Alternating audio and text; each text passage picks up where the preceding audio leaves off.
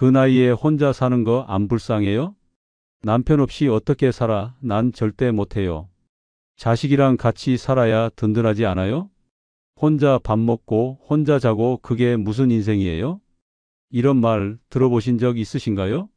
그런데 진짜 충격적인 건 그 반대입니다. 늙어 혼자 사는 게 훨씬 행복하다는 사실 알고 계셨나요? 지금부터 그 진실을 낱낱이 보여드리겠습니다.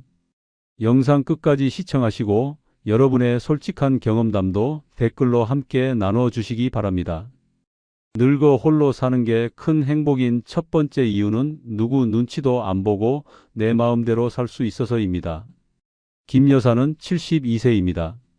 남편과 사별한 지 6년째입니다. 주변에선 처음엔 다들 안쓰럽다는 눈으로 바라봤습니다. 그 연세에 혼자 어떻게 사나 자식들이 모시지 왜 혼자 두나 하지만 김 여사는 혼자 사는 지금이 인생에서 가장 자유롭고 평화롭다고 말합니다. 그리고 실제로도 그 얼굴엔 스트레스 한 점 없이 웃음이 가득합니다. 이유는 단순합니다. 누구 눈치도 안 보고 오로지 자기 마음대로 살 수 있기 때문입니다. 한 번은 모임에서 김 여사가 늦게 도착했습니다. 미안해요. 오늘 혼자 늦잠 좀 부렸어요. 그런데 그 말에 이 여사가 한숨을 내쉬며 말했습니다. 아이고 부러워라. 나는 60만 되면 남편이 밥 좋아하고 깨워요. 하루라도 늦게 자면 꼬박꼬박 잔소리입니다. 그 말을 들은 다른 부인들도 한 목소리로 외쳤습니다.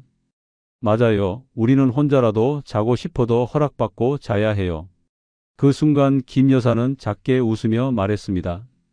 혼자는 외롭지만 자유는 달콤해요. 김 여사의 하루는 철저히 자기 기준으로 짜여 있습니다. 아침 10시에 일어나고 늦은 브런치를 먹고 오후엔 동네 도서관에서 책을 빌려 1시간씩 읽습니다. 저녁에는 유튜브로 요가를 하고 밤 11시에 조용히 음악을 들으며 와인 한 잔을 마십니다. 이 모든 일정엔 방해하는 사람도 간섭하는 사람도 없습니다. 냉장고 안엔 좋아하는 음식만 있고 집안은 온전히 자기 취향대로 꾸며져 있습니다. 반면 박 여사는 남편과 함께 살고 있습니다. 남들은 남편이 있어서 든든하시겠어요라 말하지만 박 여사의 표정은 썩 밝지 않습니다. 남편은 TV를 독점하고 식사도 제 시간에 꼭 차려줘야 하며 집안일도 도와주지 않습니다. 박 여사는 말합니다. 밥 차리고 빨래하고 TV 채널 뺏기고 이게 도대체 누구의 노후인가 싶어요. 남편이 잠깐 외출하면 그제야 비로소 마음이 놓인다고 말합니다. 혼자 있는 그 짧은 시간 그게 제일 좋더라고요. 김 여사는 말합니다. 혼자 산다고 다 좋은 건 아니에요. 가끔은 외롭죠. 하지만 그 외로움도 익숙해지면 친구가 됩니다. 그녀는 누가 뭐라 하든 오늘 입고 싶은 옷을 입고 먹고 싶은 걸 먹습니다. 설거지를 내일로 미뤄도 침대를 안 개어도 잔소리하는 사람은 없습니다. 그것만으로도 하루가 얼마나 가벼운지 모른다고 말합니다. 그리고 덧붙입니다. 나이 들어서도 허락받지 않아도 되는 삶을 사는 게 얼마나 값진 건지 몰라요. 모임에서 누군가 묻습니다. 혼자 살면 무섭지 않으세요? 김 여사는 대답합니다. 처음엔 그랬죠. 근데 지금은 누가 집에 들어오는 게 더 무서울 것 같아요. 내 공간에 누가 들어온다는 게 불편해요. 모두 웃음을 터뜨렸고 누군가는 말했습니다. 그 말이 진짜 와닿네요. 나도 요즘은 조용한 혼자만의 시간이 제일 소중해요. 늙어 혼자 산다는 건 세상과의 거리 조절을 내가 원하는 대로 할 수 있다는 뜻입니다. 필요할 땐 사람을 만나고 필요 없을 땐 조용히 내 공간에 숨어 쉴 수 있습니다. 내 감정, 내 리듬, 내 방식대로 사는 삶. 그건 누가 대신 살아줄 수도 대신 느껴줄 수도 없는 진짜 나의 시간입니다. 누구 눈치도 안 보고 누구에게 맞추지도 않으며 진짜 나로서 하루를 살아간다는 것. 그것이 바로 늙어 홀로 사는 삶의 진짜 행복입니다. 그리고 그 행복을 누리는 사람의 얼굴엔 젊은이도 갖기 어려운 여유가 깃들어 있습니다. 지금 이 순간도 김 여사는 말없이 창밖을 바라보며 커피 한 잔을 마십니다. 그 조용한 평화가 세상 어떤 화려함보다 부럽습니다. 늙어 홀로 사는 게 큰 행복인 두 번째 이유는 누구의 감정에 휘둘리지 않고 내 기분대로 살 수 있어서입니다. 정 여사는 하루에도 수십 번씩 지금 이 평화가 얼마나 귀한지를 되뇌입니다. 68세, 남편과 이혼하고 혼자 산 지 벌써 8년째입니다. 사람들이 처음엔 그를 안쓰럽게 봤습니다. 그 나이에 혼자면 외롭지 않아요? 남편 없이 어떻게 살아? 하지만 시간이 지날수록 정 여사의 얼굴은 편안해졌고 목소리는 단단해졌습니다. 그리고 지금은 말합니다. 사람이요, 혼자 살아야 자기 감정대로 삽니다. 누가 기분 나쁘면 따라 울고 누가 짜증내면 내가 불안해지고 그런 거 이제 질렸어요. 결혼 생활 40년, 정 여사의 하루는 남편의 기분에 달려 있었습니다. 출근 전 남편의 표정이 어두우면 온종일 불안했고 퇴근 후 문 여는 소리가 세기라도 하면 가슴부터 철렁했습니다. 아침에 말 한마디 잘못했다가 온종일 냉전이 시작된 날도 허다했습니다. 그런 날이면 집안 공기가 무겁고 밥맛도 사라졌습니다. 누군가에게는 별것 아닌 일이었겠지만 정 여사에겐 늘 남의 감정이 먼저였고 자신의 감정은 뒷전이었습니다. 심지어 모임에 나가는 것도 조심스러웠습니다. 또 나가냐? 는 말이 날아올까봐. 영화관 가는 것도 친구와 점심 먹는 것도 남편 기분에 따라 좌지우지 됐습니다. 나이 들어갈수록 그런 통제가 더 심해졌고 정 여사는 어느 순간 깨달았습니다. 이대로 가다간 평생 남 눈치만 보다가 끝나겠구나. 그리고 결국 이혼이라는 큰 결단을 내렸습니다. 주변은 난리가 났습니다. 그 나이에 무슨 이혼이냐, 그냥 참고 살아야지. 하지만 정 여사는 말했습니다. 이제라도 내 감정 챙기며 살고 싶었어요. 지금의 정 여사는 완전히 달라졌습니다. 아침에 일어나서 커피를 마시며 음악을 듣고 날씨가 좋으면 혼자 나들이도 나갑니다. 책을 읽다가 울고 싶으면 울고 웃기면 혼자 박장대소도 합니다. 누가 눈치 줄 일도 없고 누가 기분 상했다고 같이 불안해할 이유도 없습니다. 하루하루가 내 감정, 내 속도, 내 방식으로 흘러갑니다. 사람들과 어울리고 싶을 땐 모임에 나가고 혼자 있고 싶을 땐 전화도 받지 않습니다. 이런 삶이 진짜 나다운 삶이라고 말합니다. 반면 이 여사는 남편과 여전히 같이 살고 있습니다. 겉으론 화목한 가정처럼 보이지만 실상은 감정의 전쟁터입니다. 남편이 술 마시고 돌아온 날이면 침묵이 이어지고 작은 말다툼이라도 나면 며칠간 말을 안 합니다. TV 채널 하나 가지고도 신경전이 벌어지고 주말이면 또 뭐 먹을 거냐는 말에 이 여사는 소리 없이 입맛을 잃습니다. 그녀는 말합니다. 나는 요즘 내가 어떤 기분으로 사는지도 모르겠어요. 그냥 남편 기분 맞추느라 내 감정은 아예 없어진 것 같아요. 정 여사는 이런 말도 합니다. 내가 좋아하는 꽃이 뭔지도 몰랐어요. 다 남편이 싫다고 해서 집에 안 뒀거든요. 지금은 베란다에 자신이 좋아하는 안개꽃, 국화, 다알리아를 잔뜩 키웁니다. 하루에 몇 번씩 꽃들에게 말을 걸고 물을 주며 마음을 정화합니다. 자신이 뭘 좋아하는지, 어떤 감정을 느끼는지, 그게 얼마나 소중한 건지를 이제서야 알게 됐다고 말합니다. 사람들은 늙어서 혼자 사는 걸 불행이라 말합니다. 하지만 혼자 살아보면 압니다. 내 감정이 살아있다는 게 얼마나 큰 행복인지. 누구의 눈치도, 누구의 짜증도, 누구의 비난도 신경 쓰지 않아도 되는 삶. 그건 단순히 조용한 삶이 아니라 진짜 나로 사는 삶입니다. 감정이 억눌릴 때 병이 생기고 감정이 무시될 때 사람이 망가집니다. 늙어서라도 내 감정을 중심에 놓고 살 수 있다면 그것만으로도 인생은 다시 시작됩니다. 정 여사는 말합니다. 이제는 누가 뭐라고 해도 내 기분이 먼저예요. 내가 편한 게 제일 중요해요. 그게 내가 살아있다는 증거니까요. 지금 그녀는 혼자지만 외롭지 않습니다. 늙어 홀로 사는 게 큰 행복인 세 번째 이유는 갈등 없는 평화로운 일상이 가능해서입니다. 이 여사는 예전엔 사람들이 부러워하던 그림 같은 부부였습니다. 남편은 정년까지 대기업에 다녔고 자녀도 잘 키웠고 주변 누구도 부러울 것 없는 노후라고 말했습니다. 하지만 이 여사의 속은 썩어 들어가고 있었습니다. 은퇴 후 남편이 집에 머무는 시간이 늘자 그녀의 하루는 조용한 전쟁터가 됐습니다. 티끌 같은 말다툼이 폭발로 이어지고 밥상 위엔 음식 대신 침묵만 놓였습니다. 텔레비전 리모컨 하나로 싸움이 나고 식사 시간마다 또 이 반찬이야? 라는 말에 가슴이 철렁했습니다. 자식들 눈치를 봐가며 참고 또 참았지만 어느 날 이 여사는 병원에서 스트레스성 고혈압 판정을 받았습니다. 의사는 말했습니다. 지금 상태면 뇌출혈도 올 수 있어요. 정신적인 평화가 필요합니다. 결국 이 여사는 큰 결심을 했습니다. 남편과 각방을 쓰고 생활 공간을 분리하고 집안의 소리마저 줄이며 스스로를 지키기 시작했습니다. 그러면서 그녀는 점점 깨달았습니다. 함께 산다고 해서 그게 무조건 행복은 아니라는 걸, 늙어서도 갈등이라는 단어가 일상을 지배하면 인생은 지옥이 된다는 걸. 반면 박 여사는 남편 없이 혼자 살고 있습니다. 사별 후 10년이 지났고 지금은 누구보다 평화롭고 고요한 하루를 보냅니다. 아침 햇살에 맞춰 눈을 뜨고 라디오를 틀어놓고 커피를 내리며 하루를 시작합니다.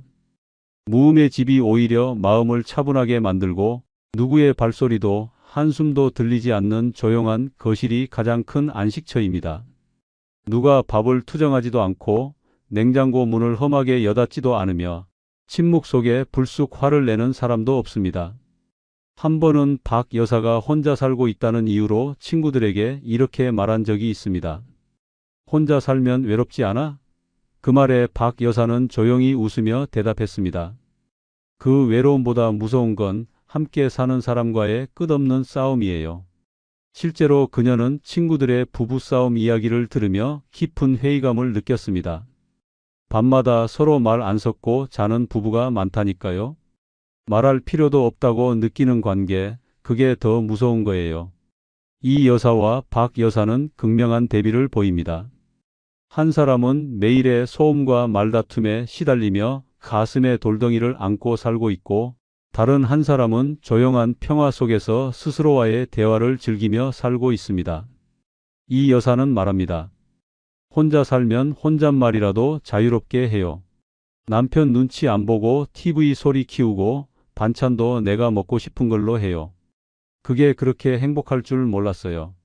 정말 그렇습니다. 늙어서 함께 산다고 다 행복한 건 아닙니다. 서로의 사소한 습관이 갈등이 되고 생활 방식의 차이가 싸움의 불씨가 됩니다. 말이 통하지 않으면 같은 공간도 감옥이 되고 마음이 다치면 부부라는 이름도 무의미해집니다. 결국 중요한 건 함께 있음이 아니라 어떻게 있는가입니다. 박 여사는 요즘 그림을 그리고 있습니다. 조용한 거실에 앉아 틀어놓은 클래식 음악을 들으며 캔버스에 색을 입힙니다. 누가 시끄럽게 말 걸지도 않고 감정 상하게 하는 사람도 없으니 이런 고요 속에서 창조가 되는 것 같아요. 그녀는 그렇게 매일을 평화롭게 채워갑니다. 누가 뭐라고 하지 않아도 되고 눈치를 보며 감정을 눌러 담지 않아도 되는 삶. 그 고요 속에 진짜 행복이 숨어 있었습니다. 늙어 혼자 산다는 것은 선택입니다. 그 선택은 갈등 없는 일상을 가능하게 합니다. 말다툼 하나 없이 조용히 밥을 먹고 스트레스 없이 잠들 수 있는 밤, 마음이 부풀어 오르는 아침. 혼자 있어야만 가능한 그 고요한 평화는 누구와도 나눌 수 없는 소중한 선물입니다. 늙어 홀로 사는 게 큰 행복인 네 번째 이유는 내 시간의 주인이 되어 마음대로 쓸 수 있어서입니다. 한 여사가 요즘 가장 자주 듣는 말은 요즘 그렇게 바쁘세요? 입니다. 80이 넘은 나이에도 하루가 짧다고 말하는 그녀는 늘 무엇인가를 배우고 만들고 즐기고 있습니다.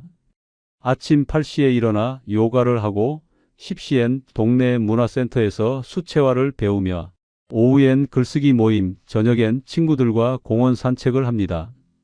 누가 시켜서도 누가 정해줘서도 아닙니다. 오롯이 본인이 원하는 대로 자기가 정한 시간표대로 움직이는 삶입니다.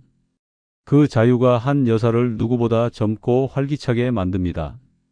하지만 그녀의 인생이 항상 그랬던 건 아닙니다. 15년 전 남편과 함께 살 때 그녀의 하루는 완전히 달랐습니다. 아침은 늘 남편 아침밥으로 시작됐고, 오전엔 남편 병원 모시기, 오후엔 반찬 만들어 냉장고 채우기. 남편은 은퇴 후 점점 예민해졌고 하루 종일 집에 있으면서 그녀의 하루를 조각냈습니다. 지금 뭐해? 왜 나랑 안 같이 있어? 왜 늦게 들어와? 그녀의 시간은 단 한 줄도 스스로 계획할 수 없었습니다. 하고 싶은 게 있어도 그 나이에 뭘 배우냐는 남편의 한마디에 고개를 숙여야 했습니다. 남편이 세상을 떠난 날 한 여사는 오열하지 않았습니다. 죄책감인지 해방감인지 모를 복잡한 감정 속에서 조용히 한마디를 되뇌었습니다. 이제 내 시간을 살 수 있겠구나. 그리고 그날부터 그녀는 인생을 다시 설계했습니다. 가장 먼저 시작한 건 늦잠 자기였습니다. 수십 년을 새벽에 일어나 남편 아침을 차리던 습관을 버리고 처음으로 9시까지 침대에서 뒤척였습니다. 그렇게 하루하루 자신에게 시간을 돌려주기 시작했습니다. 한 여사는 지금 말합니다. 내가 사는 시간은 이젠 온전히 내 거예요. 내 기분대로, 내 리듬대로 흘러가요. 가끔은 점심을 2시에 먹고 가끔은 오후 늦게 영화관에 혼자 가기도 합니다. 예전 같았으면 늙은 여자가 혼자 다닌다며 눈치 받겠지만 이제는 그런 시선조차 무시할 만큼 단단해졌습니다. 혼자라는 이유로 할 수 없는 것이 없고 오히려 더 자유롭고 더 유연해졌습니다. 반면 최 여사는 남편과 함께 살고 있습니다. 그는 말합니다. 나도 뭔가 하고 싶은데 할 수가 없어요. 남편은 하루 종일 TV를 틀어놓고 소파에 앉아 있고 그녀가 문화센터라도 나가려 하면 밖에 나가서 뭐 하냐며 빈정댑니다. 남편 점심 챙기고 빨래하고 장보고 나면 하루는 끝나 있습니다. 그녀는 말합니다. 내 시간이 아니에요. 하루 종일 종처럼 살아가는 기분이에요. 한 여사의 친구들이 한 여사를 부러워합니다.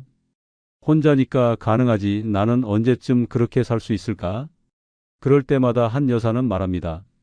누구 때문에 못 사는 게 아니라 마음을 바꾸지 않아서 못 사는 거예요.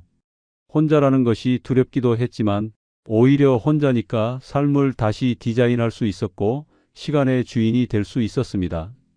누가 내 하루를 계획해 주지 않기에 매 순간이 내가 선택한 삶입니다. 그녀는 아침에 눈을 뜨면 말합니다. 오늘은 뭘 할까? 그 물음 하나가 그녀를 설레게 하고 그녀의 하루를 의미 있게 만듭니다. 누가 시켜서 움직이는 게 아니라 내가 원해서 움직이는 삶. 그것이야말로 진짜 자유이고 진짜 행복입니다. 자식의 시간, 남편의 시간, 가족의 시간에 자신을 맞추며 살아온 수십 년의 삶. 이제는 그 모든 걸 뒤로하고 오직 나의 시간을 살 수 있다는 것. 그 자체가 얼마나 큰 축복인지 모릅니다. 한 여사는 말합니다. 이제는 내가 나의 스케줄을 짜요. 늙었어도 하루하루 내가 주인공이에요. 누군가를 챙기지 않아도 되고 누군가의 요청에 흔들리지 않아도 됩니다. 그 안정감, 그 여유, 그 자유가 그녀를 가장 젊게 만들어줍니다. 늙어서 홀로 산다는 건 단지 혼자 밥을 먹는다는 뜻이 아닙니다. 그것은 바로 내 시간에 내 마음을 싣고 살아갈 수 있는 최고의 특권입니다. 늙어 홀로 사는 게 큰 행복인 5번째 이유는 같이 살아도 외로울 수 있기 때문입니다. 문 여사는 올해로 80이 넘었습니다. 남편은 10년 전 먼저 떠났고 자식들은 각자 가정을 꾸려 외국과 지방에 흩어져 있습니다. 주변 사람들은 종종 그녀를 걱정하며 말합니다. 혼자 지내시니 외롭지 않으세요? 문 여사는 그럴 때마다 웃으며 대답합니다. 혼자인 게 제일 편해요. 내 시간, 내 공간, 내 생각 전부 내 거니까요. 문 여사의 하루는 아주 단순하지만 자유롭습니다. 아침엔 누구 눈치 보지 않고 일어나고 싶은 시간에 일어납니다. 식사는 입맛에 맞게 냉장고에 있는 걸로 대충 차려도 눈치 볼 사람이 없습니다. 청소는 하고 싶을 때 하고 쉬고 싶으면 그대로 소파에 누워 책을 읽습니다. TV 리모컨도 욕실 타월도 주방의 반찬통까지 오롯이 그녀의 손길로 정리되어 있습니다. 이 편안함은 누구에게도 침범당하지 않는 그녀만의 세계입니다. 반면 최 여사는 남편과 함께 살고 있습니다. 하지만 그녀는 하루에도 몇 번씩 한숨을 쉽니다. 아침부터 남편은 뉴스를 보며 고함을 지르고 점심땐 반찬 간이 맞지 않는다며 잔소리를 합니다. 저녁엔 친구 만나러 나가고 싶어도 어디서 늙어서 나돌아다녀라는 말에 조용히 안방에 들어갑니다. 자식들이 보기엔 함께 사는 노부부지만 그녀의 속은 병이 듭니다. 마음 놓고 음악을 들을 수도 없고 밤에 라디오 하나 켜는 것도 눈치가 보입니다. 사람이 곁에 있어도 혼자인 기분이에요. 그녀의 말은 그 자체로 울림이 있습니다. 혼자 사는 건 외롭기도 하지만 해방이기도 합니다. 한 번은 문 여사가 친구들과 다 같이 찜질방에 갔습니다. 누군가는 남편 전화 때문에 일찍 나가고 누군가는 저녁 준비하러 먼저 자리를 떴습니다. 문 여사만이 끝까지 자리를 지켰습니다. 돌아오는 길에 문 여사는 말했습니다. 혼자니까 마음껏 웃고 오래 앉아있고 시간 신경 안 써도 돼요. 오늘이 정말 행복했어요. 그 말을 듣고 친구들 중 몇몇은 조용히 고개를 끄덕였습니다. 김 여사는 자식과 함께 사는 삶을 택했습니다. 처음엔 좋았습니다. 아침 저녁으로 손주 얼굴도 보고 밥도 같이 먹고 말동무도 생긴 듯 했습니다. 하지만 시간이 지날수록 달라졌습니다.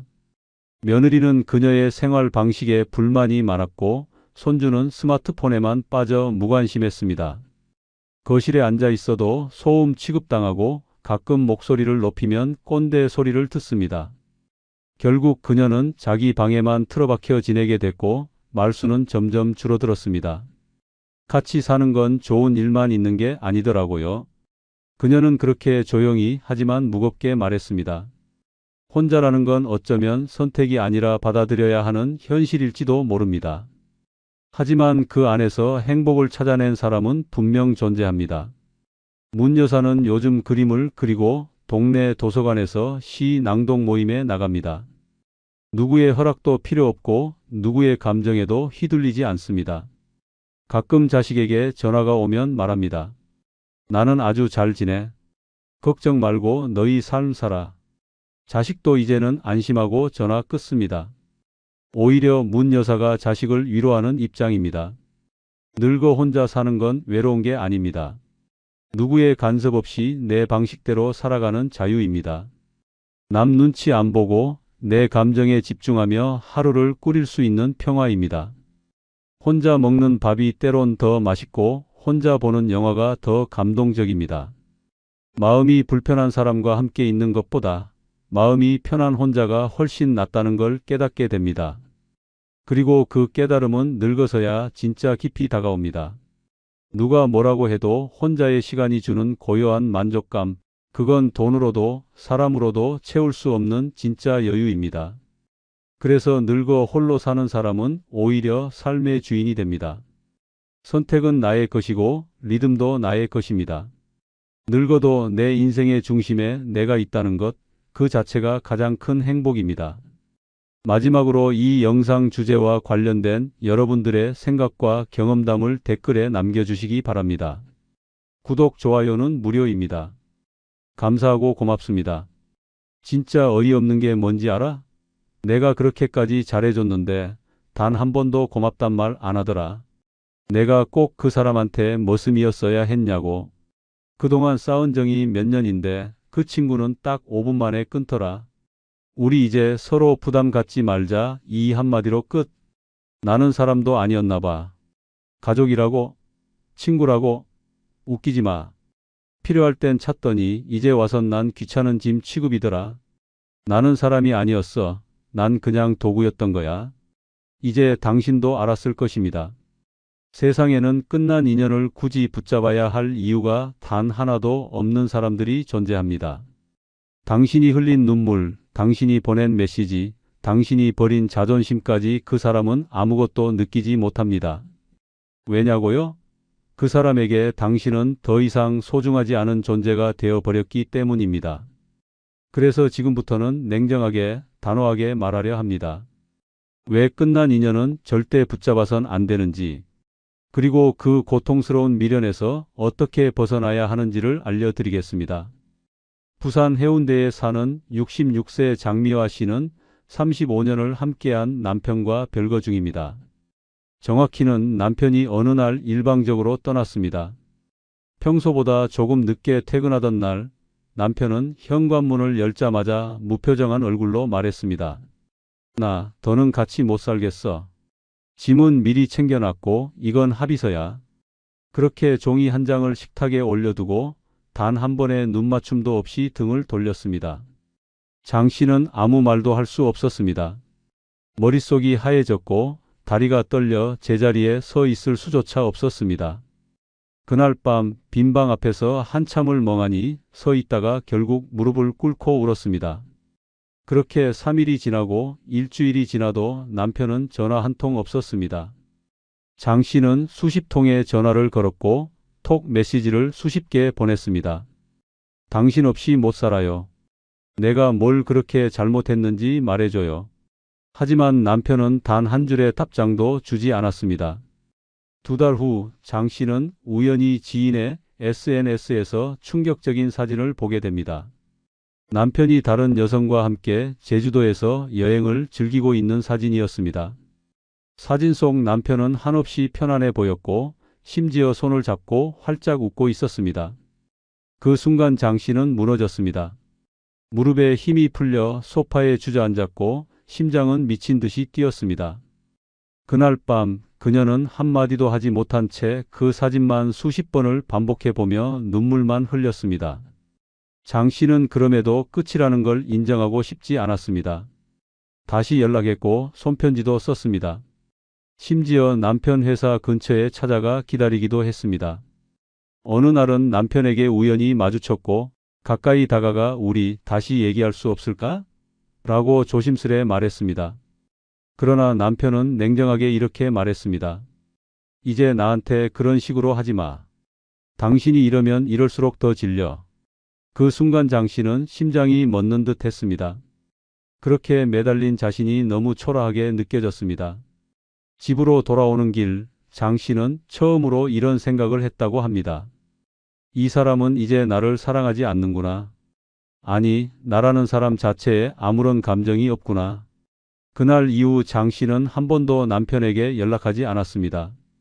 눈물도 멈췄고 문자도 그만뒀습니다. 그 사람의 마음은 더 이상 자신에게 없다는 걸 인정했기 때문입니다. 바로 그것이 끝난 인연을 붙잡아선 안 되는 첫 번째 이유입니다. 상대는 더 이상 당신을 원하지 않기 때문입니다. 아무리 사랑했어도 아무리 함께한 시간이 길었어도 떠난 사람은 돌아오지 않습니다. 마음이 떠난 순간 당신의 존재는 그 사람에게 아무런 의미가 없습니다. 그리고 당신이 애쓰면 애쓸수록 그 사람은 더 차갑게 돌아섭니다. 지금도 누군가를 붙잡고 계시다면 그 사람이 당신을 놓아버렸다는 사실을 인정해야 합니다. 사랑은 함께 만들어가는 감정입니다. 혼자 애타는 것은 사랑이 아니라 고통입니다. 그리고 상대가 더 이상 당신을 바라보지 않는다면 그 인연은 이미 끝난 것입니다. 서울 강남구에 사는 68세 이정숙 씨는 7년 전 황혼 재혼을 선택했습니다. 젊은 시절 남편과 사별한 뒤 오랫동안 혼자 살던 그녀에게 오랜 친구의 소개로 만난 남자는 말 그대로 따뜻하고 자상했습니다. 조용히 말을 들어주고 밤마다 안부 전화를 해주고 손잡고 걷던 공원길에서 앞으로 남은 인생 나랑 같이 갑시다. 라는 말까지 해줬습니다.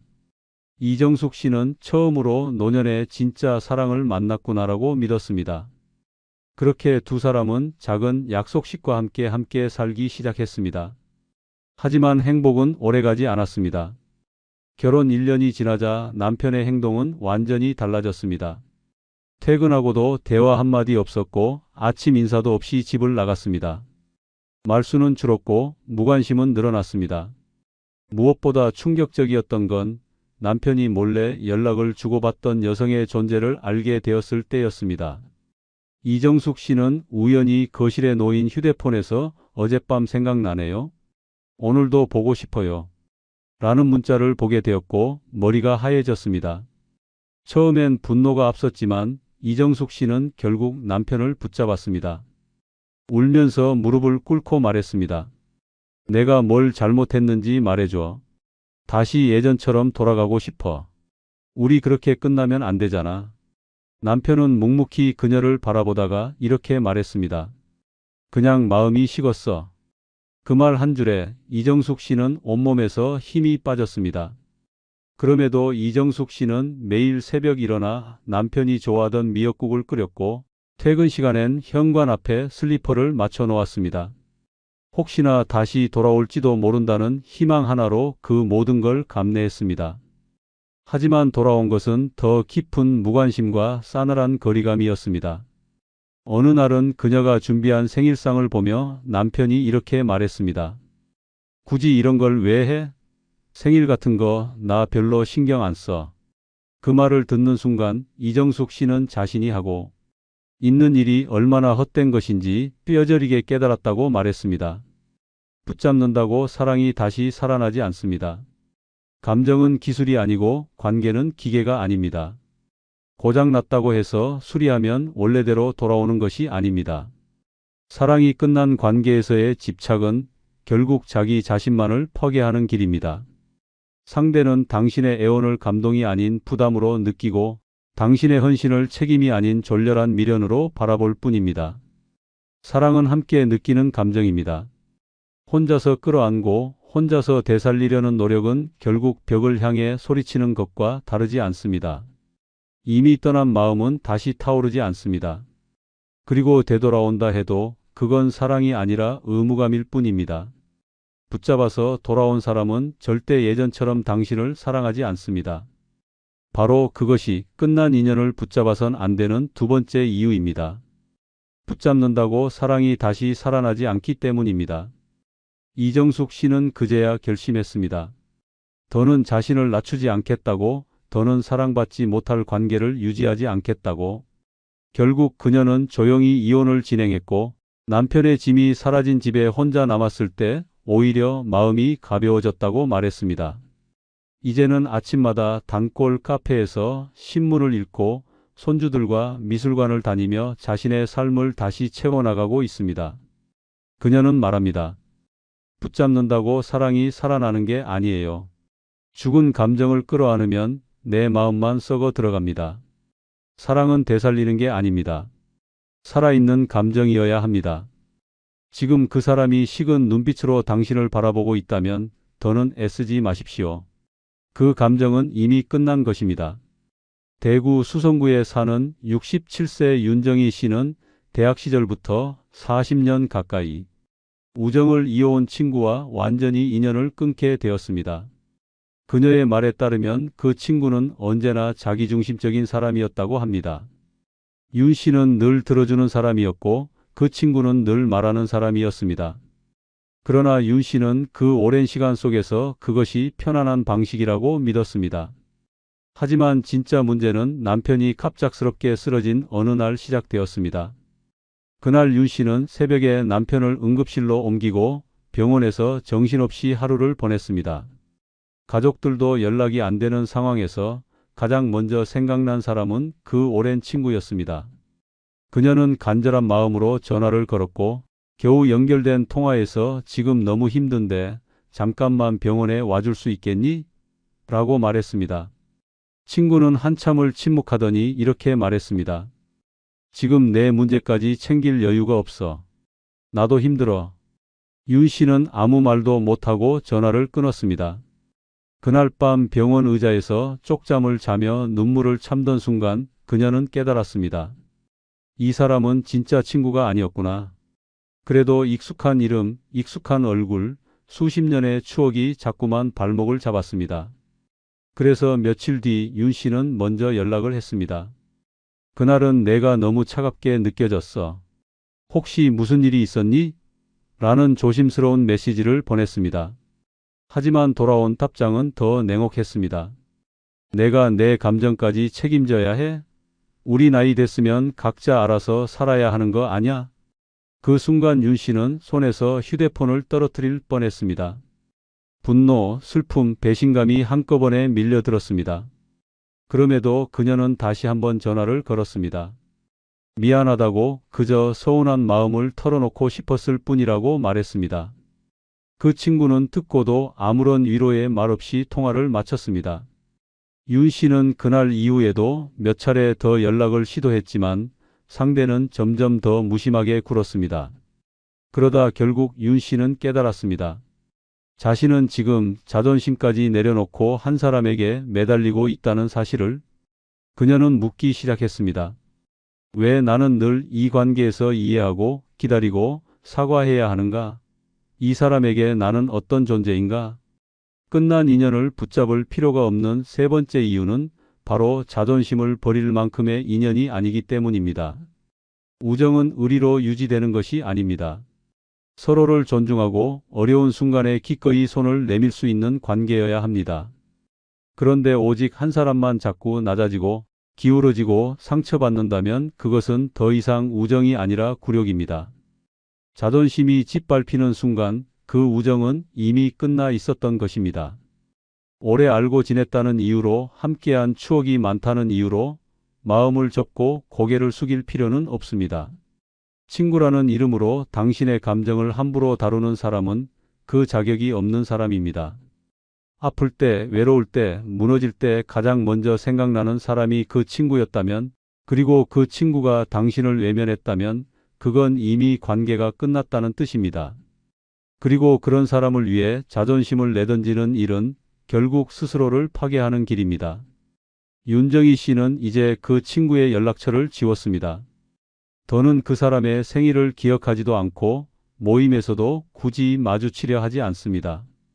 대신 그녀는 새로운 친구들과 함께 독서 모임을 하고 여행을 다니며 새로운 인간관계를 만들어가고 있습니다.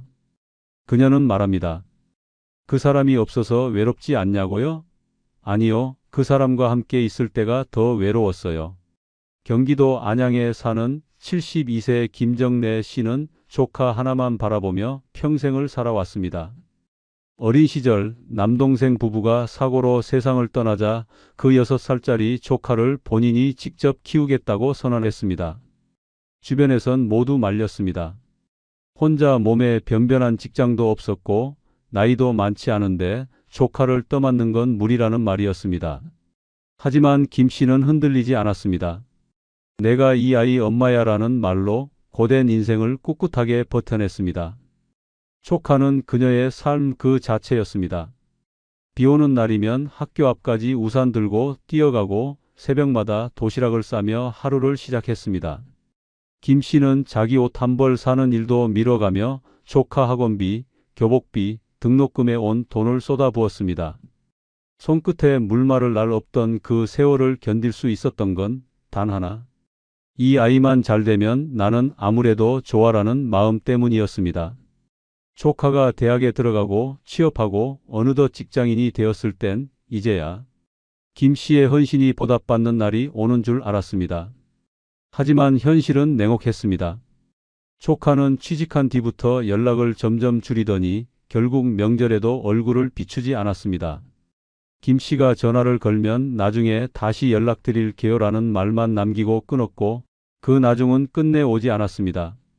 어느 해 설날 김 씨는 떡국을 끓이며 조카가 오기만을 기다렸습니다. 하지만 조카는 오지 않았고 SNS에는 친구들과 해외여행 중인 사진이 올라왔습니다. 드디어 나를 위한 진짜 새해 시작나는 문구가 붙은 사진을 보는 순간 김 씨는 손에서 휴대폰을 떨어뜨렸습니다. 그날 밤 식탁에 놓인 두 그릇의 떡국은 그대로 식었고 그녀는 말없이 자리를 정리했습니다. 그럼에도 김 씨는 또다시 손을 내밀었습니다. 할머니 아프단다. 보고 싶다. 라는 메시지를 조심스럽게 보냈지만 이미 읽고도 아무 반응이 없었습니다. 결국 한 달이 지나 그녀가 병원에 입원했을 때 조카는 단 한 번도 병문안을 오지 않았습니다.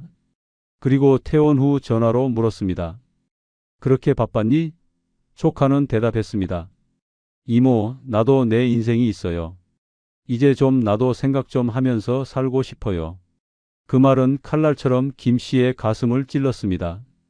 한때는 모든 걸 내어준 조카에게 이제는 패처럼 여겨지고 있다는 현실이 처참하게 느껴졌습니다.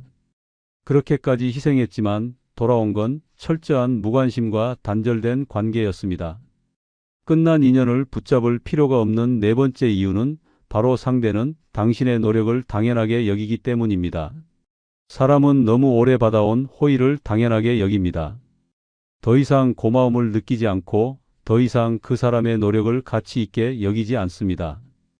김 씨가 매달릴수록 조카는 더 멀어졌고 그녀의 애정은 짐처럼 여겨졌습니다.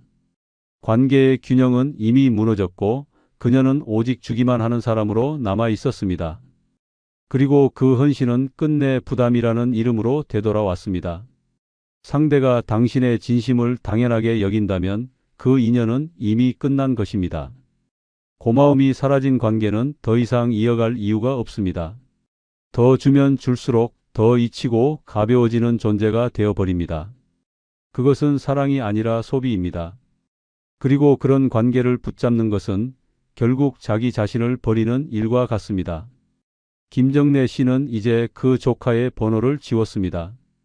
생일도 더 이상 챙기지 않고 명절에도 먼저 연락하지 않습니다. 대신 그녀는 복지관에서 요가를 배우고 마을 도서관에서 친구들과 함께 시를 낭독하며 새로운 삶을 살고 있습니다. 그녀는 말합니다. 그 애가 고마워하지 않은 건 내 탓이 아니에요. 그냥 내가 너무 오래 참은 것 뿐이죠. 누군가가 당신의 사랑과 노력을 당연하게 여긴다면 이제는 그만 멈춰야 합니다. 당신이 줬던 그 마음, 애정, 시간은 결코 작지 않았습니다. 다만 받아야 할 사람이 아니었던 것뿐입니다. 더 이상 자신을 낮추며 누군가의 배경으로 남지 마십시오. 당신은 누군가의 선택이 아닌 존중받아야 할 존재입니다. 경기도 수원에 사는 69세 이금자 씨는 50년 가까이 알고 지낸 유년 시절 친구와 더 이상 연락하지 않기로 결심했습니다. 두 사람은 같은 동네에서 자랐고 초등학교 때는 같은 반, 중학교 시절에는 매일 도시락을 나눠 먹으며 하루라도 보지 않으면 허전할 정도로 가까운 사이였습니다. 결혼하고 각자 다른 지역에 살게 되었지만 명절마다 안부를 묻고 아이들 이야기를 나누며 우정을 이어갔습니다. 한때는 서로의 생일도 잊지 않았고 생일 카드에 손글씨로 편지를 써서 우체국에 들렀던 추억도 있었습니다.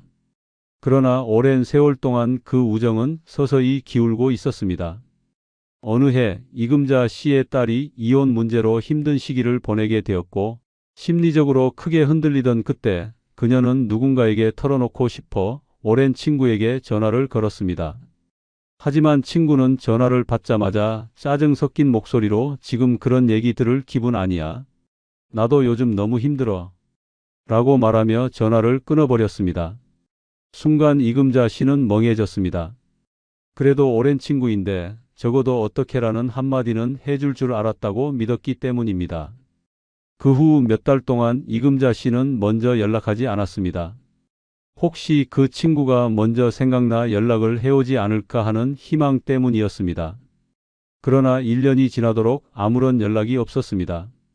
그러다 우연히 그 친구가 다른 친구들과 함께 찍은 여행 사진을 SNS에서 보게 되었습니다. 웃고 떠드는 모습 속에 자신은 없었습니다. 같은 시간, 같은 계절을 다르게 살아가는 그 모습에서 이금자 씨는 자신이 그 친구의 마음속에서 이미 지워졌다는 걸 깨달았습니다. 그럼에도 불구하고 또다시 손을 내밀었습니다. 예전처럼 장문의 문자로 안부를 묻고 미안했던 일도 짚었습니다. 하지만 그 친구는 짧고 무성의한 답장만을 보냈고 결국 그마저도 끊겼습니다. 이금자 씨는 그제야 받아들였습니다. 내가 아직 이 사람을 소중히 여긴다고 해서 그 사람도 나를 그렇게 생각하는 건 아니구나. 끝난 인연을 붙잡을 필요가 없는 다섯 번째 이유는 바로 더 이상 소중하지 않은 사람을 붙잡을 필요가 없기 때문입니다.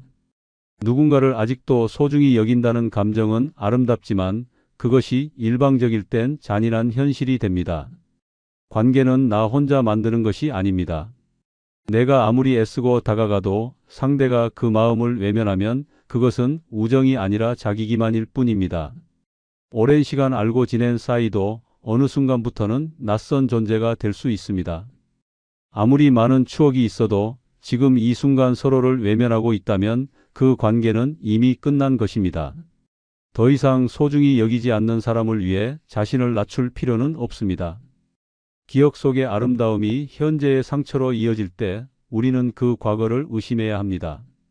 내가 추억을 꺼낼수록 그 사람은 더 멀어지고 내 마음은 점점 더 조각나기 시작합니다. 그것은 우정이 아니며 희망도 아닙니다. 상실만 남는 감정 소비일 뿐입니다. 이금자 씨는 이제 그 친구의 번호도 사진도 정리했습니다. 생일도 기억하지 않으려 애쓰고 있습니다. 대신 자신을 따뜻하게 바라보는 이웃들과 하루하루를 공유하고 주말마다 시립도서관에서 시 낭송 모임에 참여하며 삶의 새로운 의미를 찾고 있습니다. 그녀는 말합니다. 그 친구가 없으니 외롭냐고요? 아니요. 오히려 이제야 진짜 내 사람을 찾을 수 있을 것 같아요. 지금 당신 곁에서 당신을 진심으로 아끼고 있는 사람을 더 소중히 여기시길 바랍니다. 잊은 사람을 붙잡는 시간에 당신 자신을 꼭 안아주세요. 하루 종일 피곤했는데 막상 밤이 되면 잠이 안 옵니다.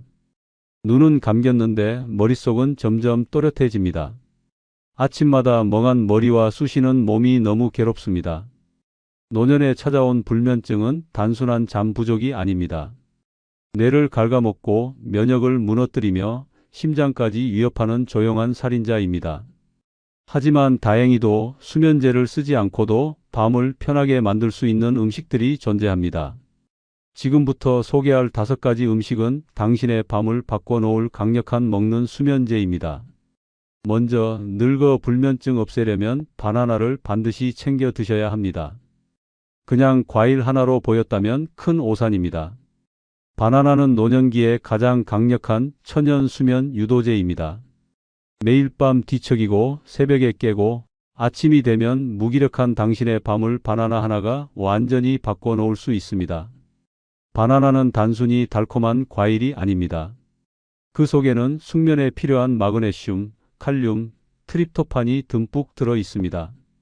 마그네슘은 근육을 이완시켜 몸의 긴장을 풀어주고 칼륨은 혈압을 안정시키며 심장을 편안하게 만들어줍니다. 무엇보다 중요한 건 트립토판입니다. 이 성분은 뇌에서 세로토닌이라는 행복 호르몬을 만들어내고 이 세로토닌은 다시 멜라토닌이라는 수면 유도 호르몬으로 전환됩니다. 쉽게 말해 바나나는 몸과 뇌를 동시에 잠으로 이끄는 최고의 자연식품입니다. 문제는 많은 노년층이 잠이 오지 않는 이유를 모르고 약만 찾는다는 점입니다. 수면제, 신경안정제, 술까지 손대는 경우도 많습니다. 하지만 그런 인공적인 방법은 결국 내성을 만들고 뇌 기능을 악화시키며 자칫하면 심장까지 먹게 만들 수 있는 치명적인 위험을 안고 있습니다. 반면 바나나는 부작용 없이 자연스럽고 안전하게 몸을 이완시키며 잠에 빠지게 만들어줍니다. 이것이 바로 바나나가 노년의 필수 과일로 불리는 이유입니다.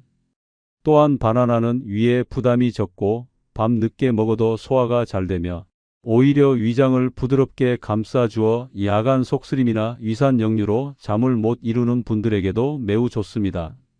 잠이 안 오는 원인이 단순히 뇌의 문제만이 아니라 위장이나 신체의 불편감일 수 있기 때문에 바나나는 그 모든 것을 동시에 케어해주는 수면 전용 간식이라고 해도 과언이 아닙니다. 바나나는 그냥 먹어도 좋지만 따뜻한 우유에 바나나를 갈아 만든 바나나 라떼는 수면 효과를 극대화하는 조합입니다. 밤 한두 시간 전에 이 음료를 마시면 뇌는 세로토닌 분비를 시작하고 몸은 부드럽게 긴장을 풀어갑니다. TV를 보며 야식을 찾는 대신 바나나 한 개를 손에 드는 것이 수면 건강의 첫 걸음입니다. 이제 실제 사례 하나를 소개합니다. 경기도 안산에 사는 78세 최모 할머니는 10년 넘게 불면증에 시달려 왔습니다. 매일 밤 2~3시간밖에 못 자고 새벽 4시에 일어나 눈만 멀뚱멀뚱 뜨고 앉아 있는 것이 일상이었습니다. 병원도 수없이 다녔고 수면제도 종류별로 먹어봤지만 점점 약에 대한 의존만 커지고 몸은 더 피곤해졌습니다. 그러던 중 이웃에서 바나나 이야기를 듣게 되었습니다. 처음엔 과일 하나가 뭘 그리 대단하다고 하며 반신반의했지만 워낙 간절했던 터라 시도해 보기로 했습니다. 그날 밤 바나나 한 개를 따뜻한 우유에 갈아 마시고 조용한 음악을 들으며 이불에 누웠습니다. 놀랍게도 평소엔 2시간 넘게 뒤척이던 최 할머니가 20분도 안 돼 잠이 들었고 다음 날 아침 6시까지 한 번도 안 깨고 푹 잤다고 합니다. 일어나자마자 거울을 보며 세상에 눈밑이 안 푸석푸석해 라고 감탄했답니다. 그 이후로 최 할머니는 매일 밤 바나나를 꼭 챙겨 드시고 주변 어르신들에게도 바나나는 수면제보다 낫다고 전도하듯 말하고 다니십니다. 경로당에서는 바나나 전도사로 불릴 정도입니다. 본인은 농담처럼 이러다 바나나 과수원 차릴 판이야 라고 웃지만 그 속엔 10년 넘게 잠 못 자던 괴로움이 씻겨나간 기쁨이 담겨 있습니다. 늙어서 잠 못 드는 밤 쓸쓸하고 지친 마음에 의지할 곳을 찾고 있다면 그 답은 바로 바나나일 수 있습니다. 지금 냉장고에 바나나가 없다면 오늘 당장 사서 밤에 하나 드셔보시기 바랍니다. 당신의 인생에서 가장 달콤한 잠이 시작될지도 모릅니다. 다음, 늙어 밤에 잠 안 올 땐 따뜻한 우유가 최고의 선택입니다. 단순한 음료처럼 보이지만 따뜻한 우유 한 잔은 노년기 불면증을 뿌리째 흔들어 놓는 강력한 천연 수면 유도제입니다. 지금 이 순간에도 수많은 어르신들이 밤새 뒤척이며 지쳐가고 있지만 해답은 냉장고 안에 조용히 기다리고 있습니다. 바로 따뜻하게 데운 우유 한 잔입니다. 우유에는 트립토판이라는 필수 아미노산이 들어 있습니다. 이 성분은 뇌 속에서 세로토닌으로 전환되고 다시 멜라토닌이라는 수면 호르몬으로 바뀝니다. 이 멜라토닌이 바로 수면을 유도하고 깊은 잠에 빠지도록 도와주는 결정적인 열쇠입니다. 특히 따뜻하게 데운 우유는 몸을 부드럽게 데워주며 체온을 안정시키고 뇌를 진정시키는 작용을 합니다. 몸이 따뜻해지고 마음이 안정되면 그 어떤 약보다 빠르고 부드럽게 잠에 빠져들 수 있습니다. 문제는 대부분의 노년층이 밤에 잠이 오지 않으면 TV를 보거나 핸드폰을 만지작거리며 시간을 흘려보내다가 점점 더 각성된 상태로 빠져든다는 것입니다. 그 결과 수면 리듬은 완전히 망가지고 새벽까지 잠을 이루지 못한 채 하루를 무기력하게 시작합니다. 이 악순환이 반복되면 우울증, 고혈압, 당뇨, 치매까지 동반되는 무서운 결과로 이어질 수 있습니다. 그러나 따뜻한 우유 한 잔이 이 모든 고리를 끊어낼 수 있습니다. 우유 속에는 트립토판 외에도 칼슘과 마그네슘이 풍부하게 들어 있습니다. 칼슘은 뇌가 트립토판을 더 효율적으로 멜라토닌으로 전환하도록 도와주고 마그네슘은 근육을 이완시켜 몸 전체를 편안한 상태로 만들어줍니다. 특히 나이가 들수록 칼슘과 마그네슘이 부족해지기 때문에 우유는 단순한 음료가 아니라 필수 수면 보충제입니다. 우유는 위에도 부담이 적고 잠들기 전속을 부드럽게 감싸주는 역할을 합니다. 노년기에 흔한 야간 속쓰림, 공복감, 위산, 역류 같은 문제들도 따뜻한 우유 한 잔으로 어느 정도 해결할 수 있습니다.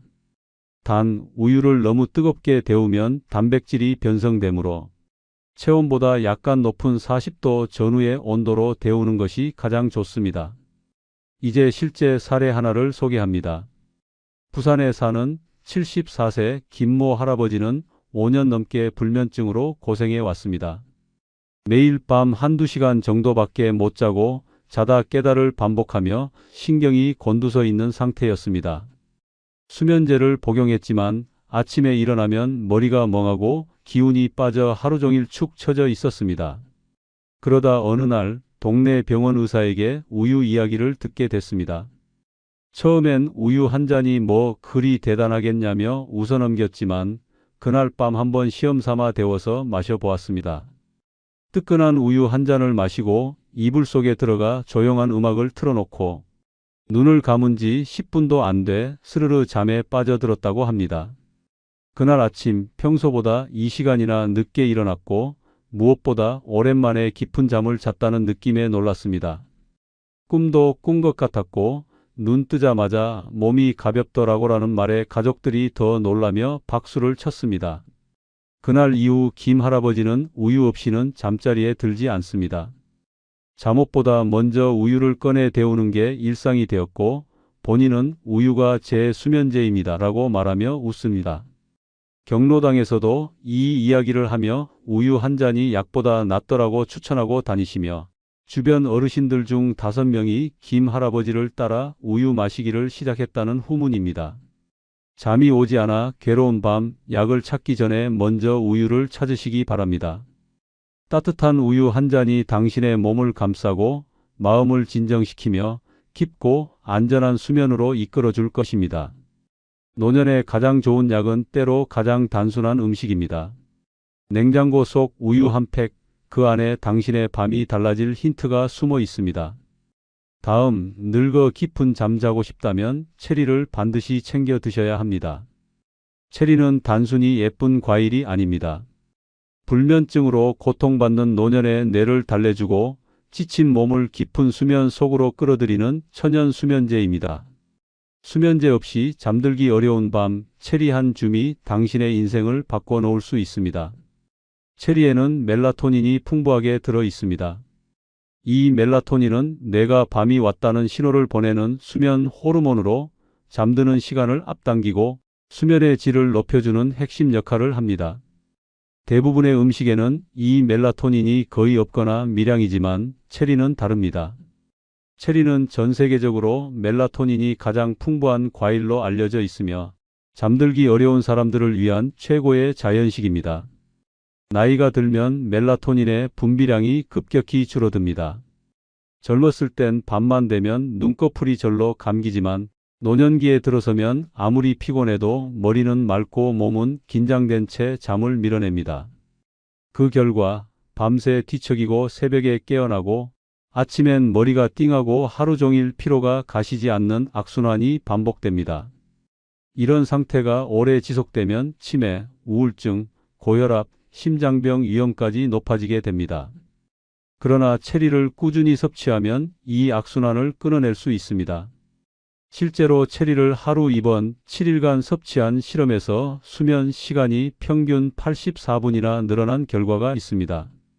그뿐만 아니라 깊은 잠의 비율이 높아져 같은 6시간을 자더라도 체리를 먹은 사람은 다음 날 훨씬 덜 피로하고 집중력도 높아졌다는 보고가 있습니다. 약도 아닌데 이 정도 효과라면 체리는 더 이상 과일이 아닌 천연 수면 솔루션이라 부를 수 있습니다. 체리는 그대로 먹어도 좋고 즙을 내서 마셔도 좋으며 말린 체리를 간식처럼 섭취해도 효과가 있습니다. 특히 취침 한두 시간 전에 먹는 것이 가장 효과적이며 체리의 멜라토닌이 몸에 흡수되는 시간과 수면 사이클이 딱 맞아떨어지면서 자연스럽게 깊은 수면을 유도합니다. 체리가 비싼 것이 단점이라 생각할 수 있지만 수면제 부작용으로 병원 다니는 비용에 비하면 체리는 오히려 값싼 수면 보험입니다. 이제 실제 사례 하나를 소개합니다.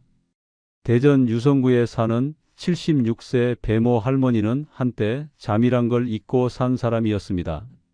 매일 밤 1시간도 채 못 자고 뒤척이기를 수년 병원에서는 수면제를 줄 수 없다고 했고 한약도 별 소용이 없었습니다.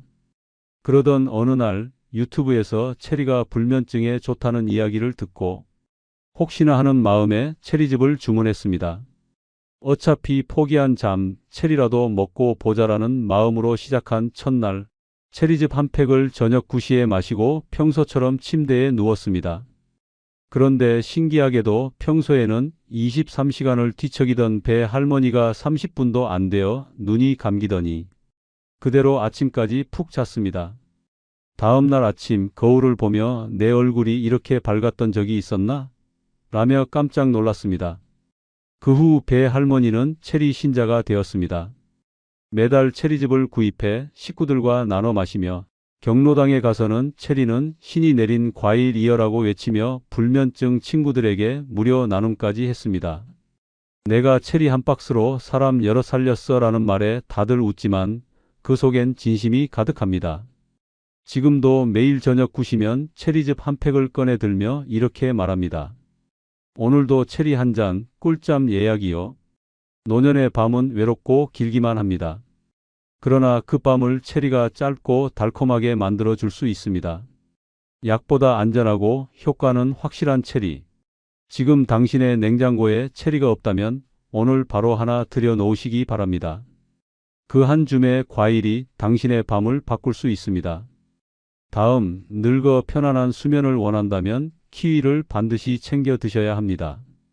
보기엔 새콤달콤한 과일 하나일 뿐이지만 키위는 불면증으로 지친 노년의 뇌를 조용히 달래주는 자연 수면제입니다. 침대에 누워도 잠이 안 오는 그 괴로움, 눈은 감겼는데 머리는 말똥한 그 고통, 키위 하나가 통째로 해결해 줄 수 있습니다. 키위는 잠을 유도하는데 가장 과학적으로 검증된 과일 중 하나입니다. 키위에는 멜라토닌과 세로토닌의 분비를 촉진하는 성분이 다량 함유되어 있어 신체의 생체리듬을 정상화시키고 수면 시작을 앞당기는 데 탁월한 효과를 보입니다. 단순히 졸리게 만드는 수준이 아니라 잠이 드는 시간을 줄이고 잠든 후 깊은 수면을 유지시켜주는 이중 효과를 나타냅니다. 실제로 한 연구에서는 불면증을 가진 성인들이 매일 자기 전 키위를 2개씩 먹은 결과 수면에 드는 시간이 평균 35% 빨라지고 전체 수면 시간도 13% 증가했다는 충격적인 결과가 나왔습니다. 키위 하나에 이런 힘이 숨어 있다는 사실은 그동안 키위를 단순히 다이어트 과일로만 알고 있었던 사람들에게는 깜짝 놀랄 사실입니다. 나이가 들수록 수면 호르몬의 분비는 급격히 감소하고 외부 자극에 쉽게 잠에서 깨는 얕은 수면 상태가 반복됩니다.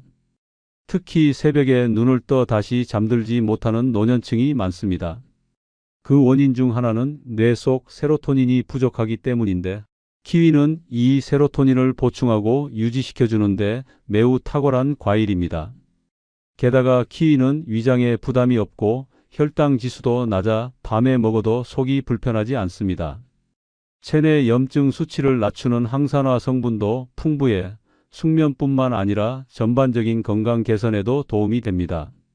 특히 노년기엔 고혈압, 당뇨, 고지혈증 같은 질환을 동시에 앓고 있는 경우가 많은데 키위는 이 모든 질환에도 긍정적인 영향을 미치는 수면과 건강을 동시에 챙기는 과일입니다. 주의할 점은 너무 신선한 키위는 산도가 높아 위가 약한 분에게 자극이 될 수 있으므로 살짝 무른 상태로 먹거나 바나나와 섞어 스무디로 마시는 방법도 좋습니다. 키위는 무조건 잠들기 1시간 전에 섭취하는 것이 가장 이상적이며 이 타이밍을 지키면 뇌와 몸이 자연스럽게 수면 모드로 진입하게 됩니다. 이제 실제 사례 하나를 소개합니다. 서울 은평구에 사는 75세 김모 할머니는 늘 밤에 잠을 설치는 것이 고민이었습니다. 이불에만 누우면 하루 일과가 떠오르고 어두우면 생각이 더 많아지더라며 매일 새벽까지 뒤척이는 것이 일상이었습니다. TV에서 우연히 키위가 수면에 좋다는 방송을 보고 반신반의하며 시작한 것이 키위 2개 챙겨 먹기였습니다. 첫날 저녁 9시에 키위 2개를 숟가락으로 퍼먹고 따뜻한 물 한 잔을 마신 뒤 침대에 누웠습니다. 설마 과일 하나 먹는다고 잠이 오겠어? 하고 비웃으며 누웠지만 평소보다 훨씬 빠르게 눈이 감겼고 중간에 한 번도 안 깨고 아침까지 단잠을 잤습니다. 아침에 일어난 김 할머니는 거울 보자마자 세상에 눈밑이 안 꺼졌네? 하고 깜짝 놀랐다고 합니다. 그날 이후 김 할머니는 동네에서 키위 박사로 불리기 시작했습니다. 경로당에서도 키위 얘기만 나오면 목소리가 커지고 불면증엔 키위 2개면 끝! 이라며 강의까지 하십니다. 딸이 나보고 키위 냉장고에 없으면 불안해 보인대라며 웃으시지만 진짜 키위 덕분에 삶의 질이 완전히 달라졌다고 고백합니다. 지금도 김 할머니는 매일 저녁 키위 2개를 반으로 갈라 숟가락으로 퍼먹으며 오늘도 꿀잠 예약이요라고 외치고 침대에 들어가신답니다. 주변 어르신들 사이에서도 키위를 먹고 잠이 잘 온다는 후기가 퍼지며 동네 마트에선 한때 키위가 품절 사태까지 벌어졌다고 합니다. 노년기의 밤은 고요하지만 그만큼 외롭고 지칠 수 있습니다. 그 긴 밤을 짧고 편안하게 바꿔줄 수 있는 열쇠, 키위에 있습니다. 수면제보다 안전하고 효과는 더 확실한 키위. 오늘부터 저녁 식사 후 키위 2개, 당신의 수면이 달라집니다. 깊은 잠, 달콤한 밤, 그 시작은 키위입니다. 마지막으로 수면에 좋은 음식은 귀리죽입니다. 단순한 죽이 아닙니다. 불면증으로 잠 못 드는 밤, 천천히 퍼먹는 귀리죽 한 그릇이 당신의 뇌를 진정시키고 뒤척이는 몸을 조용히 잠으로 이끌어주는 가장 따뜻한 수면 해결책입니다. 약도 아니고 주사도 아닌데 놀랍게도 귀리죽은 노년 불면증의 천적입니다. 귀리에는 멜라토닌 생성을 촉진하는 트립토판, 마그네슘, 복합 탄수화물이 풍부하게 들어 있습니다. 이 세 가지가 동시에 작용하면서 뇌를 편안하게 만들고 수면 호르몬을 자연스럽게 분비시키는 강력한 효과를 냅니다. 특히 귀리죽은 속을 따뜻하게 덮이고 위에 부담을 주지 않으면서도 포만감을 줘서 야간 공복감에 시달리는 노년층에게 최고의 야식입니다. 노인이 되면 잠들기가 어려워지고 자다가 자꾸 깨고 새벽에 일찍 눈이 떠지는 불면 패턴이 반복됩니다. 문제는 대부분 이 불면증을 나이 탓이라며 참고 넘긴다는 것입니다. 하지만 이런 상태가 지속되면 기억력 저하, 면역력 약화, 우울증, 심혈관 질환까지 악화시킬 수 있습니다. 바로 이때 귀리죽이 빛을 발합니다. 단순히 배를 채우는 음식이 아니라 몸 전체를 잠으로 이끄는 안전한 천연 수면 솔루션입니다. 귀리에 들어있는 베타글루칸은 혈당을 천천히 올려주면서 뇌에 안정적인 에너지를 공급해 줍니다. 이 안정적인 혈당 유지가 밤새도록 이어지는 깊은 잠의 비결입니다. 마그네슘은 근육 이완과 신경 진정에 탁월한 효과를 보이며 트립토판은 뇌에서 세로토닌을 생성하고 세로토닌은 다시 멜라토닌으로 전환되어 자연스럽게 수면을 유도합니다. 귀리죽은 따뜻하게 먹는 것이 핵심입니다. 밤 9시에서 10시 사이 잠들기 한두 시간 전에 한 그릇 정도를 드시면 좋습니다. 너무 달게 하지 말고 꿀이나 바나나 한 조각 정도를 첨가해도 수면 유도에 더 도움이 됩니다. 너무 묽거나 너무 되지 않게 중간 농도로 끓이면 부드럽게 넘어가면서도 속이 포근해지는 느낌을 줍니다. 이제 실제 사례를 하나 소개합니다. 충남 서산에 사는 79세 이모 할머니는 늘 새벽 3시에 눈이 떠져 고통스러웠습니다. 텔레비전을 켜도 라디오를 틀어도 다시 잠들 수 없는 밤이 너무 괴로워 병원을 들락날락하던 중 친구가 귀리죽 한번 먹어봐라고 권했습니다. 할머니는 처음엔 시큰둥했지만 하도 권하길래 마트에서 귀리를 사와 직접 죽을 끓여 먹어보기로 했습니다. 첫날 저녁 9시에 귀리죽 한 그릇을 따뜻하게 먹고 조용히 불을 끄고 누웠습니다. 평소 같았으면 침대에서 이 시간은 뒤척였을 텐데 이날은 스르르 눈이 감기더니 새벽 5시까지 단 한 번도 깨지 않고 잤습니다. 놀라 눈을 뜬 할머니는 이게 무슨 일이고 하며 거울을 봤고 눈 밑 다크서클이 사라졌다는 걸 보고 자신도 놀랐다고 합니다. 그날 이후 귀리죽은 이 할머니 집에서 매일 밤 지켜야 할 수면 의식이 되었습니다. 심지어 손주들도 할머니 오늘 귀리죽 안 먹었어요? 하고 챙길 정도였습니다. 경로당에 가면 늘 귀리죽 얘기를 꺼내며 약값 들릴 필요 없다. 귀리죽 하나면 된다고 입버릇처럼 말합니다. 이 할머니의 별명은 지금 귀리 할매입니다. 지금 당신이 밤마다 뒤척이고 있다면 수면제를 찾기 전에 귀리죽을 먼저 드셔보시기 바랍니다. 속이 따뜻해지고 뇌가 편안해지면 잠은 자연스럽게 따라옵니다. 노년의 밤을 가장 부드럽게 감싸주는 귀리죽 한 그릇, 그것이 당신의 꿀잠 비결이 될 수 있습니다. 밤이 무섭지 않도록 오늘부터 귀리죽으로 평온한 밤을 맞이하시기 바랍니다. 냄새나는 몸, 썩어가는 피부, 진물 흐르는 틈새. 이것이 노년의 일상이라면 90세까지 살아서 무엇하겠습니까? 매일 씻는다고 안심하지 마십시오. 당신이 매일 놓치고 있는 5곳의 구석진 부위에 세균과 곰팡이, 악취와 염증이 도사리고 있습니다. 그 작은 틈에서 죽음을 부르는 병이 시작됩니다. 이번 영상은 90세까지 무병장수를 꿈꾼다면 노년에 매일 깨끗이 씻어야 하는 5개 신체 부위를 설명드리겠습니다. 구독, 좋아요는 무료이며 다음 영상을 가장 빠르게 보실 수 있습니다. 90세까지 무병장수를 꿈꾼다면 노년에 반드시 매일 구석구석 깨끗이 씻어야 할 첫 번째 부위는 바로 생식기 부위입니다. 민망하고 말하기 껄끄러울 수 있지만 그 불편함 속에 병의 씨앗이 자라고 있다는 사실을 외면해서는 안 됩니다.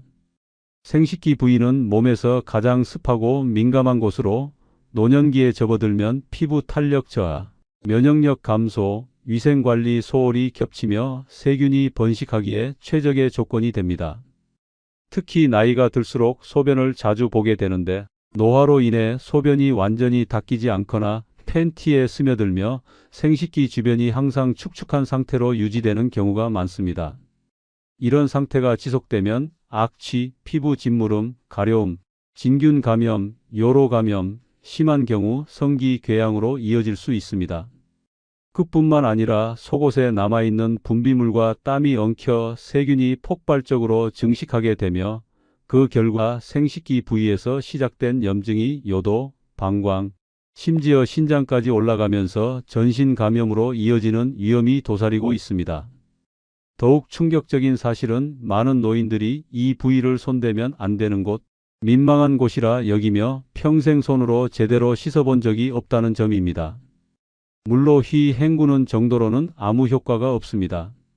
생식기 주름과 피부 접힘 사이에는 수많은 균들이 숨어 있으며 특히 여성의 경우 질 주변부에 곰팡이균과 박테리아가 번식해 심각한 질염을 유발할 수 있습니다.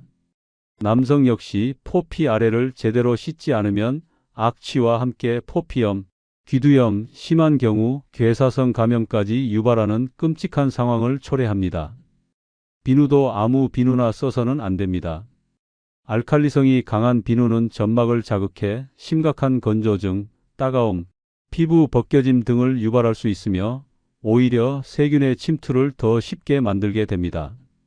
반드시 약산성, 무향, 자극이 없는 전용 클렌저를 사용하여 손으로 부드럽게 닦아내야 하며 샤워 후에는 수건으로 완전히 말리는 습관이 필수입니다. 남성은 포피 안쪽까지, 여성은 외음부 주름 사이까지 꼼꼼히 관리하지 않으면 작은 불청결이 거대한 질병으로 돌변하는 현실을 절대 간과해서는 안 됩니다. 충격적인 실제 사례가 있습니다.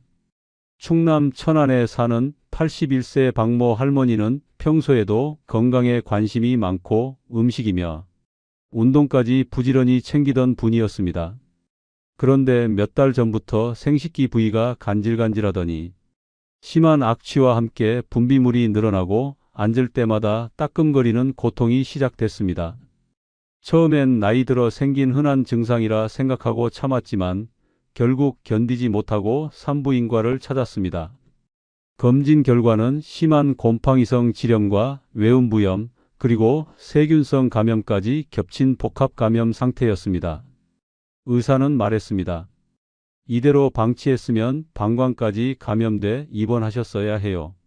가족들 앞에서는 부끄러워 아무 말 못하고 혼자 끙끙 앓다 병을 키운 박 할머니는 치료 후 이렇게 말했습니다. 생식기라고 손대는 게 창피하다고 생각했는데 그 생각이 병을 만든 거였어. 하루만 씻어도 냄새가 달라지는 걸 느껴.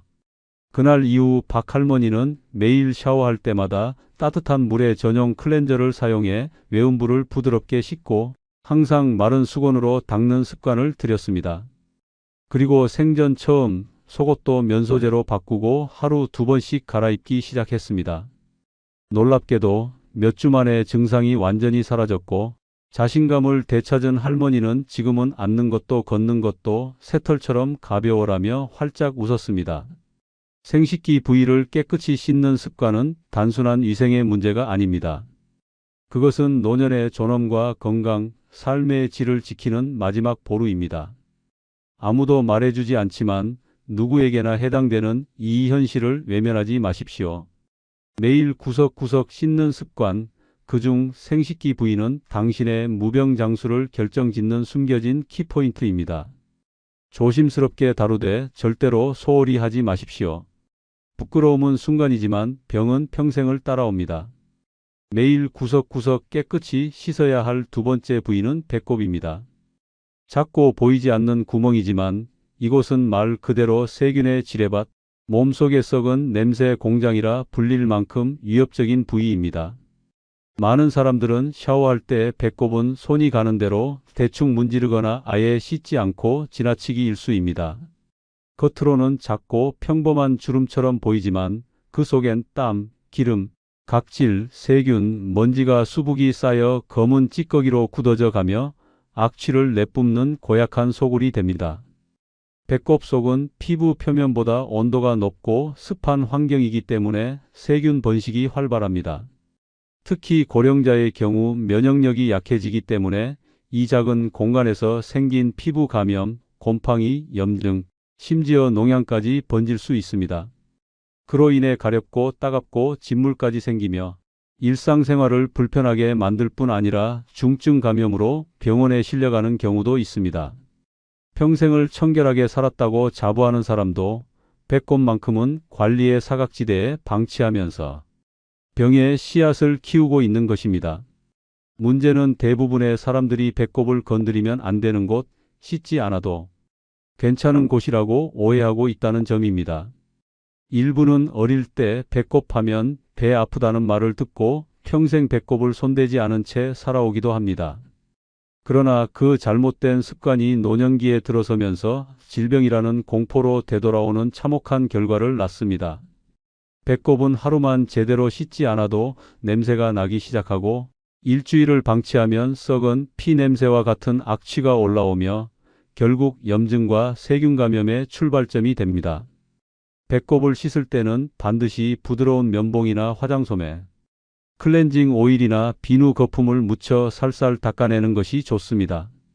억지로 파거나 손톱으로 긁는 행위는 피부 손상을 일으켜 오히려 더 큰 감염을 부를 수 있습니다. 또한 샤워 후에는 배꼽 속까지 물기를 완전히 말려주는 것이 중요합니다. 습기가 남아있으면 곰팡이가 번식하기 쉬운 환경이 되며 심한 경우 배꼽이 붓고 터지며 농이 흐르는 끔찍한 상황으로 이어질 수 있습니다. 이러한 관리 부족이 어떤 결과로 이어지는지 잘 보여주는 실제 사례가 있습니다. 85세 조명자 할머니는 평생을 깔끔하게 살았고 주변에서도 손끝이 야무진 할머니로 소문이 나 있었습니다. 그런데 어느 날부터인가 배가 자꾸 간질간질 가렵기 시작했습니다. 처음에는 그냥 피부 건조증이라 생각하고 로션을 발랐지만 시간이 지나면서 배꼽 부위에서 노란 진물과 고약한 냄새가 흘러나오기 시작했습니다. 결국 병원을 찾았고 의사는 놀라운 말을 꺼냈습니다. 할머니, 배꼽에 곰팡이와 세균이 번식해서 피부가 괴사하고 있어요. 조 할머니는 평생 샤워를 빠짐없이 했지만 배꼽은 무언가 찝찝하고 무서워 손도 대지 않았다고 합니다. 그 결과 배꼽 안에 쌓인 오염물질과 각질이 덩어리가 되어 염증과 진균 감염의 온상이 되었고 치료를 위해 항생제 연고를 한 달 넘게 사용해야 했으며 한동안 옷을 배 위까지 못 올릴 정도로 통증을 겪었습니다. 손주들이 안아주러 올 때마다 배를 움켜쥐고 피해야 했고 배꼽 하나로 이렇게까지 고생하게 될 줄은 몰랐다는 말을 남기며 깊이 후회했습니다. 이처럼 작은 구멍 하나, 배꼽을 씻지 않는 것만으로도 노년의 건강이 망가질 수 있다는 사실은 충격적입니다. 90세까지 무병장수하고 싶다면 절대 잊어서는 안 되는 곳, 바로 배꼽입니다.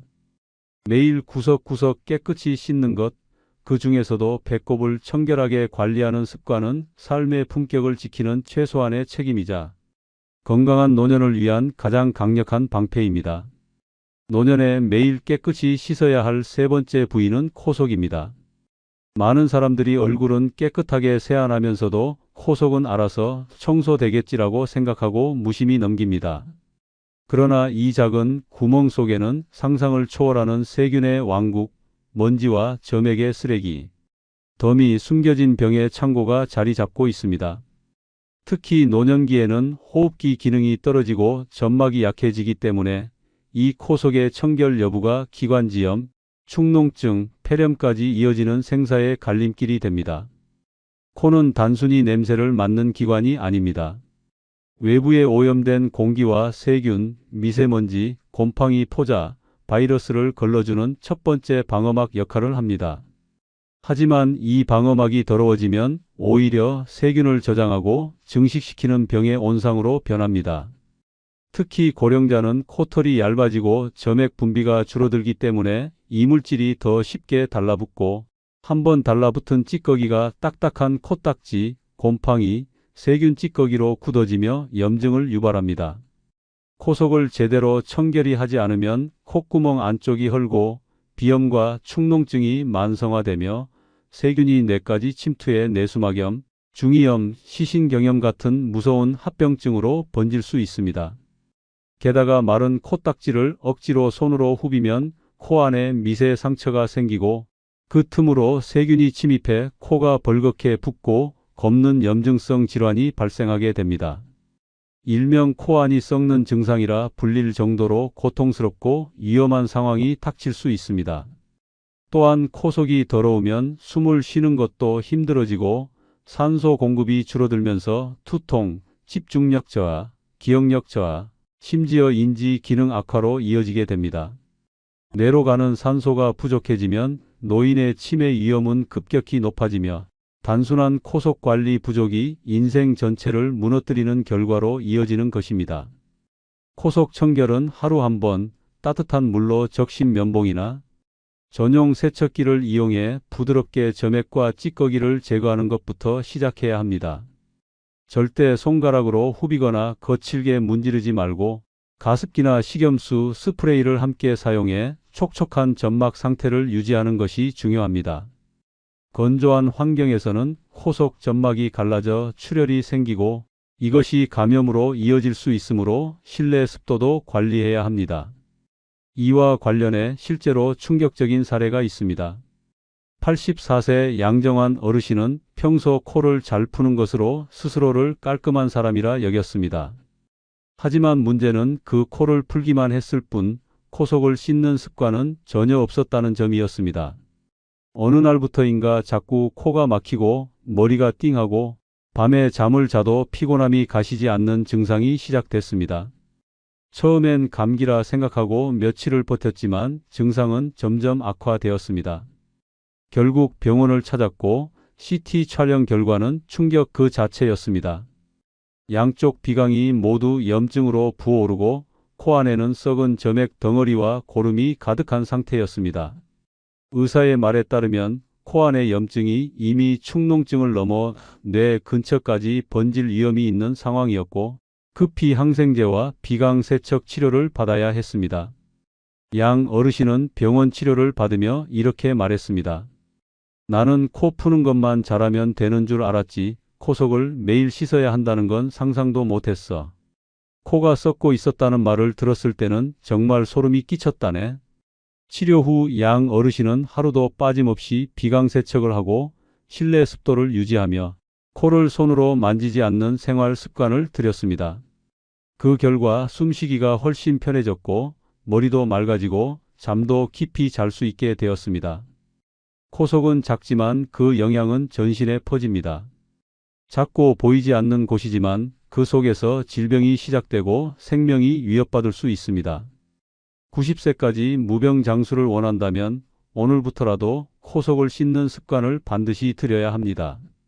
그것이야말로 당신의 숨을 지키고 기억을 지키고 삶을 지키는 가장 확실한 방법입니다.